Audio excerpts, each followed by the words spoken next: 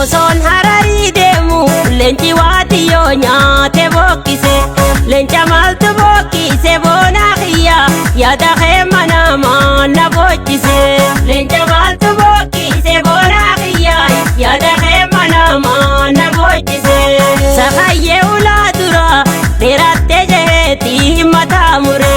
Duraanuu numaan dhufa boonaa kiyya ni fuute jeetii garaa mure. Duraanuu numaan dhufa boonaa kiyya ni fuute jeetii garaa mure. Osoon hararii deemu leenci waatiyyoo nyaate bokkise.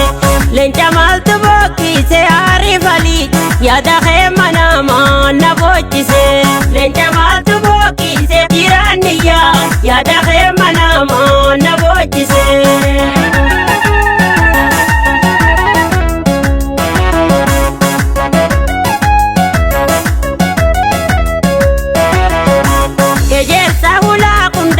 Yaadamee guddoo nuti waan kunneen boonaa kiyyaay nagayaan galaa jette manguddoo.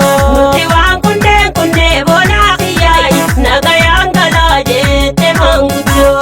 Osoon hararii deemu leenci waatiyyoo nyaate bokkise.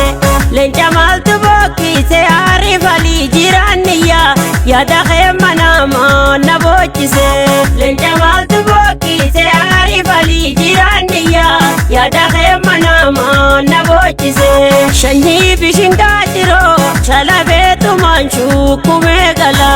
Ani daansirraa fuunjin harkeenya aarifalii nafsiyyaatiyyaan gurguree gala.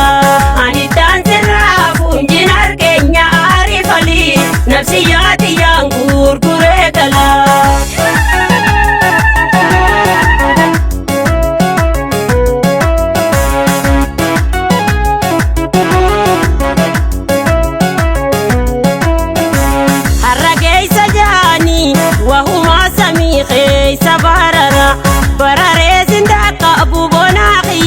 Rabbumaa kiyyaatiin si sabbara.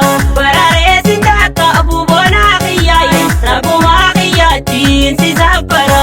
Har'a geessi bararee tulluu duuba dabaree. Bararee sindaaka bu'aari falii boona Oromoo rabbumaa kiyyaatiin si sabbaree. Bararee sindaaka bu'aari falii boona Oromoo rabbumaa kiyyaatiin si sabbaree. Shanyii bishingaa jiroo shalabeetumaan shukkumee gala. Ani daansirraa fuubonaa kiyyaa nafsiyyaatiyyaan gurguree gala. Ani daansirraa fuubonaa Oromoo rabbumaa kiyyaatiin si sabbaree.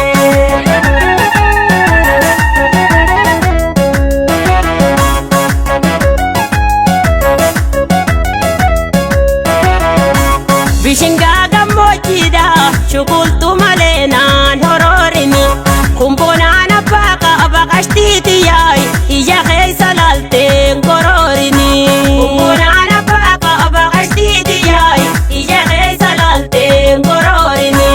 Addisaa babaa gubbaa bakkisaa kayyeedhaa bawwaan jirtu. Gabbuu ijarraa kaddu lubbuutiyyaay bikkitaanii nyaata waan jirtu. Gabbuu ijarraa kaddu lubbuutiyyaay bikkitaanii nyaata waan jirtu. Osoon hararii deemu leenci waatiyyoo nyaate bokkise. Leenca maaltu bokkise aarifalii jiraanniyyaa yaada kee manamaa na bochise.